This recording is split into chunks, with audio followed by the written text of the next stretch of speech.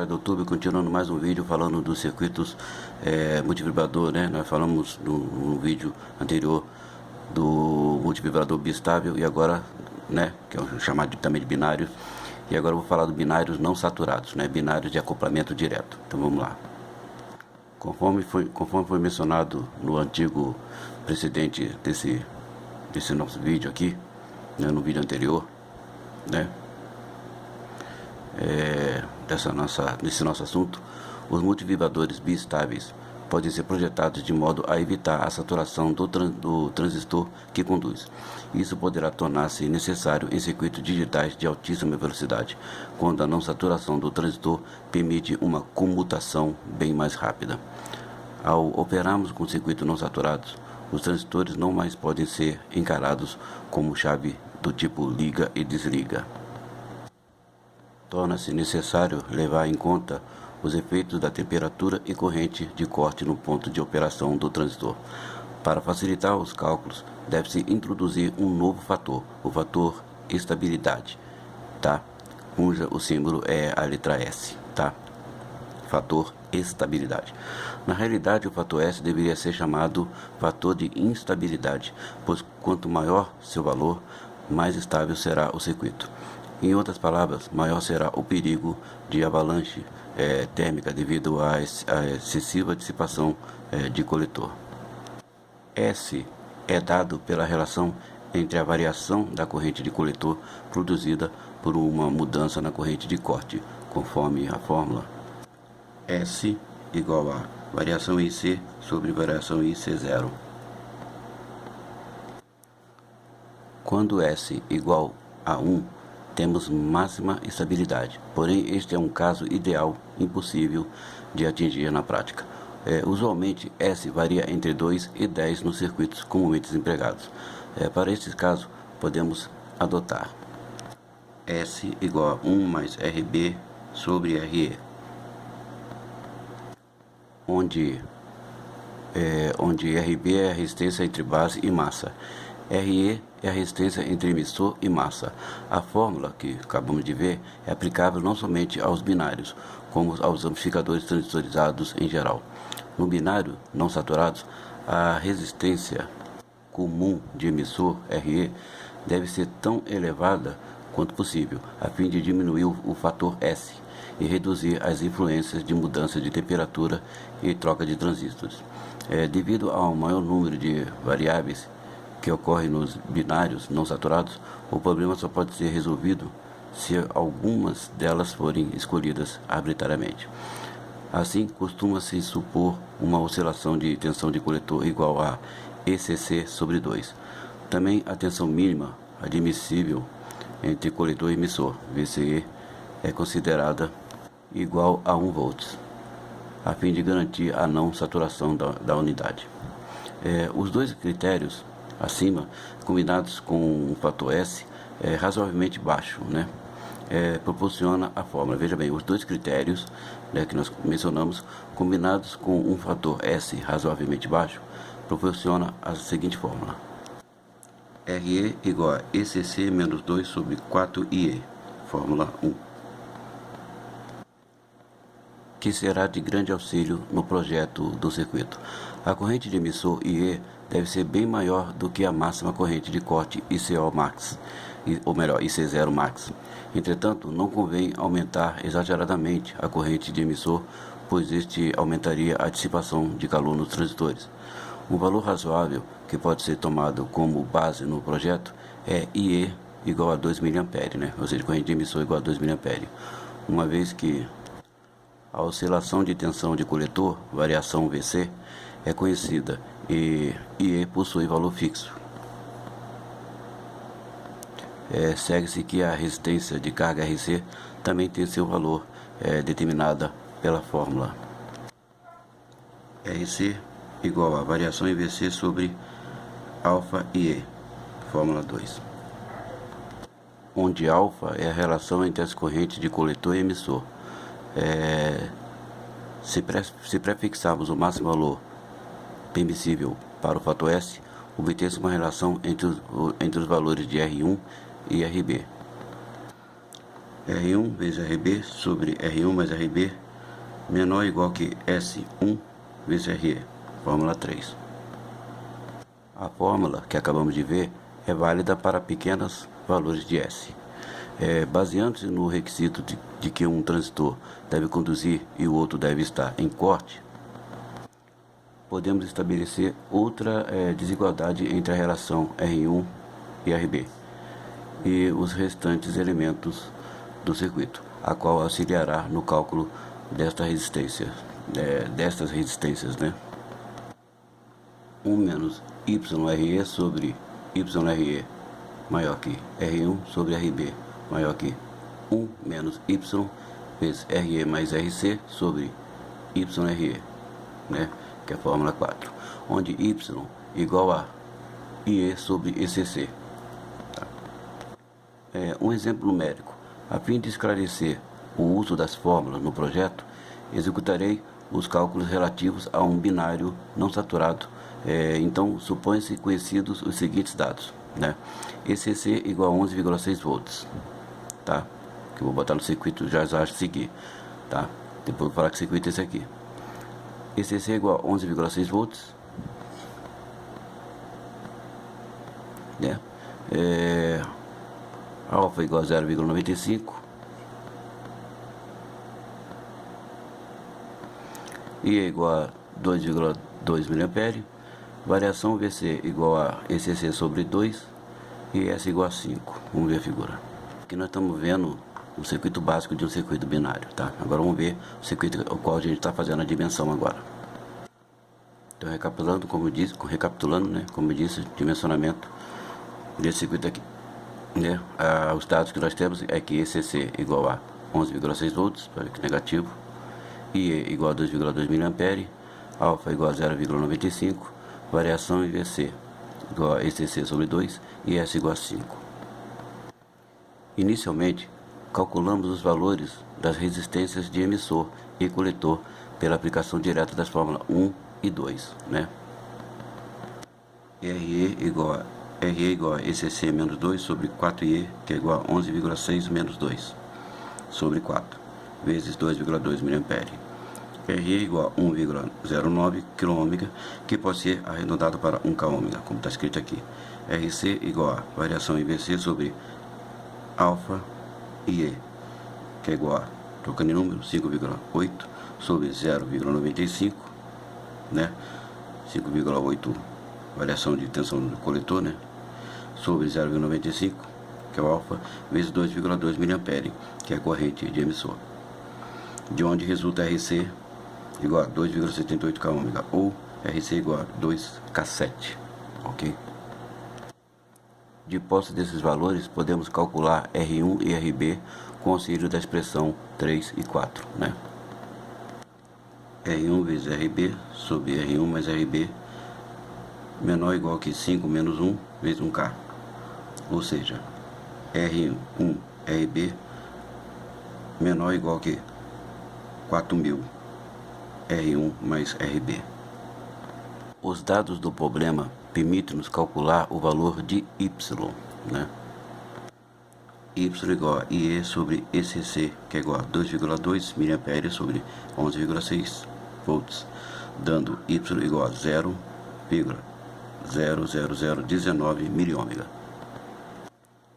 Introduzindo esse valor na fórmula 4, temos o seguinte: 1 menos 0,00019 vezes 1000 sobre 0,00019 vezes 1000 maior que R1 sobre RB maior que 1 menos 0,00019 vezes 3.700 sobre 0,00019 vezes 1000. Lembrando que esse 0,019 é o Y, tá? Portanto, 0,81 sobre 0,19 maior que R1 sobre RB, maior que 0,297 sobre 0,19, de onde resulta 4,26 maior que R1 sobre RB maior que 1,56, tá? Que é tudo RB, tá? Então, resultado 1,56. Adotando a relação R1 sobre RB igual a 3, acham-se os valores R1, que é igual a 15K, e RB igual a 5K. Tá? Como está mostrando aqui, ó. Dimensionamos RB 5K e aqui R1, ambos R1 de 15K, os quais também satisfazem o critério expresso pela fórmula 3. O circuito final do binário com os valores dos componentes está ilustrado aí, né, na nossa figura, quando nós fazemos o dimensionamento. Agora vamos falar de outro recurso para evitar a saturação, né? No binário, cujo cálculo foi visto aí, né, anteriormente, a condição não saturada dos transistores é uma consequência dos valores de resistência escolhido para o circuito. No caso de ocorrer alteração no valor de um desses componentes, né, o binário passará a operar saturado. Com o fim de evitar que isso ocorra, pode-se usar diodos, né, ligados ao coletor ou base, conforme veremos a seguir, né? Conforme veremos a seguir. O modo mais simples de evitar a saturação está ilustrado na figura, né? E consta de um diodo ligado entre uma tensão de referência, ED, né, e o coletor. Esse diodo passa a conduzir quando a tensão de coletor tende a cair abaixo de ED, né? Evitando-se que a junção coletor-base possa ficar polarizada no sentido direto. A corrente de coletor, no entanto, não é influenciada pelo diodo, já que seu valor é dada pelo produto beta e B. Por esta razão, o tempo de comutação do transistor não apresenta melhoria apreciável com relação ao caso saturado. Além do que, o tempo de recuperação do diodo se torna bastante longo. Um método muito mais conveniente para evitar a saturação é o ilustrado na figura a seguir. Neste caso, a corrente de base é limitada, de modo a não atingir um valor que produziria saturação. Então, nessa nossa figura, o diodo está ligado entre uma derivação do resistor de base e o coletor. Quando a tensão no coletor se torna mais positiva que aquela no ponto F, né, o diodo conduz, desviando parte da corrente de base para o coletor, conforme indicado pela seta em traço, né? Isso limita a corrente de base, evitando a saturação do transistor, tá? Isso limita então a corrente de base, evitando a saturação do transistor. A adição de uma resistência R3, a adição de uma resistência, isso mesmo, né? A adição de uma resistência R3 e uma fonte de tensão fixa, EB, contribui para estabilizar o circuito, tornando mais independente do fator beta do transistor. Então, vamos ver aqui a figura 5A. Pode simplificar o circuito economizando a fonte ED, né? Economizando a fonte EB, e duas resistências. Podemos economizar se usarmos o circuito ilustrado na figura B, tá? Pode ver que economizamos e ficou diferente, tá? O diodo de silício proporciona, no sentido direto, uma queda de tensão de 0,7 volts.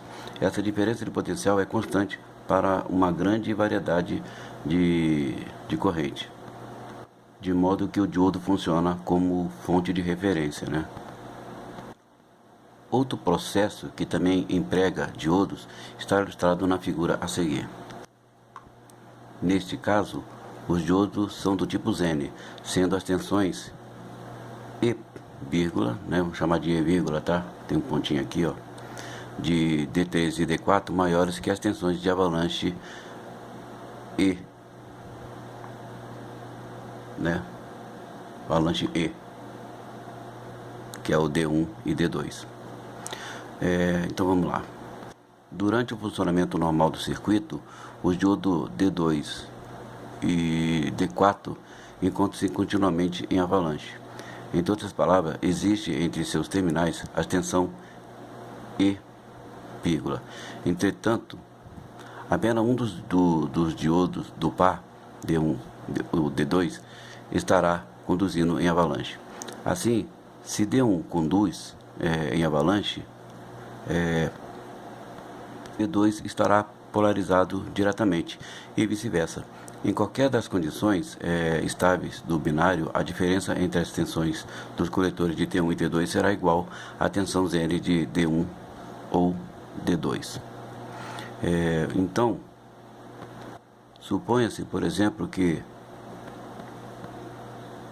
T1 conduz e T2 esteja em corte. Então, o coletor deste último encontra-se a uma tensão mais positiva que o coletor de T1. Portanto, o diodo D1 estará polarizado no sentido direto, resultando daí ser nula a tensão entre seus terminais. O diodo D2 está em condição de avalanche, existindo entre seu cátodo e seu ánodo uma tensão E, com a polaridade de cada. A queda de tensão de coletor à base de T2 é positiva, que é o E, vírgula, enquanto a tensão correspondente em T1 é E, vírgula, menos E, tá? Uma vez que E, vírgula, esse vírgulazinho aqui, tá? E, vírgula, é maior do que E sem a vírgula, o que se consegue pela adequada escolha dos diodos tanto o transistor que conduz como o transistor em corte terão uma tensão positiva de coletor à base. Para os transistores ilustrados do tipo NPN,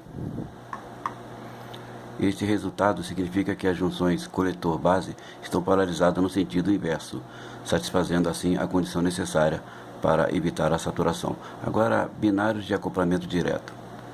Um tipo de multivibrador bistável que não possui similar entre os circuitos, a válvula, das nossas antigas válvulas, não se assemelha, é o binário de acoplamento direto. O funcionamento do circuito DCTL, do inglês Direct Complete Transistor Logic, baseia-se na saturação do transistor que conduz, baseia-se na saturação do transistor que conduz. Como já foi mencionado, a tensão entre coletor e emissor de uma unidade saturada é extremamente reduzida, sendo da ordem de 20 mV em certos tipos de transistor.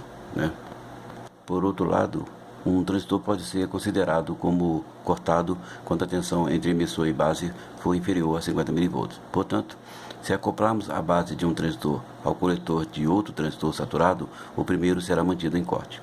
Então, na figura a seguir, ilustra um binário de acoplamento direto, evidenciando-se a extrema simplicidade do circuito. Como se pode observar, T1 encontra-se saturado, sendo sua tensão de coletor igual a menos 20 mV. Essa tensão aplicada à base de T2 mantém esse transistor em corte. Por sua vez, o coletor de T2 está à mesma tensão que a base de T1, ou seja, 500 mV. Evidentemente, T1 encontra-se fortemente saturado. Observe também que a oscilação da tensão de coletor entre as condições saturada e cortada é de 480 mV apenas. Apesar de sua simplicidade constituir considerável vantagem, o binário DCTL possui alguns inconvenientes que limitam seu uso. Em primeiro lugar, a junção emissor-base nunca fica polarizada inversamente, permitindo que uma excessiva corrente flua no transistor cortado, quando a temperatura for superior a 40 graus centígrados em unidade de diamânio. Com transistor de silício, o limite superior de operação é da ordem de 150 graus. Em segundo lugar, a saturação produz um acúmulo de portadores minoritários na região da base, aumentando o tempo de comutação. O uso do tipo especiais poderá compensar em parte esse inconveniente. Em terceiro lugar, o circuito é bastante propenso a ser afetado por sinais impúrios, os quais tendem a disparar o binário. A captação de sinais impúrios poderá ser reduzida pela disposição cuidadosa dos componentes ou pelo uso dos transistores de silício, que são mais imunes a esse tipo de interferência. Outra maneira de reduzir os efeitos de sinais impúrios é empregando unidade com longo tempo de armazenamento, uma vez que estas permanecerão conduzindo se o sinal interferente for de breve duração. Repetindo uma informação, né, 40 graus centígrados, né, como eu falei, em unidade de germânio, com transistor de silício, o limite superior de operação é da ordem de 150 graus, tá? Só para ver se eu digitei a informação correta. Então é isso aí, terminamos mais um assunto sobre os circuitos binários, né? Esse circuito multivibrador, e dessa vez sobre esse assunto aí. Isso aí, TecTed Eletrônica, sem muitas delongas, né? Agradecendo aos inscritos aí, dando um abraço aos membros do grupo TecTed Eletrônica Telegram, dando um abraço a todos os professores aí, a todas as escolas de curso técnico de eletrônica, que faz de tudo aí para formar técnicos capacitados. Então dou meu abraço aí a todos os professores, a todas as escolas, né? E vamos em frente, vamos estudar, vamos aprender, porque é muito importante ter a básica da eletrônica que ajuda na prática, né? Porque a gente vê muito técnico aí só com prática, habilidade, e chega numa hora que precisa da base, que precisa do conhecimento técnico de circuito, aí embaça, aí fica aquela demora e tal, aí recorre à ajuda, né? Ainda bem que tem pessoal para ajudar. Mas isso mostra, é legal, o ruim é isso, a pessoa fica no comodismo, porque sabendo que vai ser ajudado, ele resolve o aparelho, mas não vê que ele necessita então de mais informação, de mais técnica, de mais habilidade, ou seja, de especialização, para às vezes conseguir se virar no circuito, não se perder, não ficar perdido ao meio análise e ter que parar, aí perder um tempinho pedindo ajuda, esperando o retorno, né? Porque às vezes o retorno não é rápido, né? Então às vezes é bom a pessoa se especializar para entender o circuito, para não usar só de habilidade, e às vezes a habilidade trava em alguma coisa, em algum problema, e a pessoa não consegue achar o defeito, fica ali perdido, já, mesmo com as melhores ferramentas, mesmo ali tendo osciloscópio e tudo, a pessoa não consegue resolver um aparelho, achar o defeito, aí recorre à ajuda de alguns amigos que de repente pegou aquele defeito, né, ou de alguém com mais experiência, ou seja, com especialização, além da habilidade, para ajudar ele a socorrer. E aí ele não sai do comodismo, ele não vê, ele não percebe essa importância de conhecer, de ter conseguido informação de outra pessoa que de repente tem uma especialização e ele não procura ser igual. Isso aí, TecTed Eletrônica. E vamos procurar sempre estudar aí para você ficar um bom técnico de bancada. Isso aí, TecTed Eletrônica Telegram. Um bom abraço aos novos inscritos, sejam bem-vindos e até a próxima.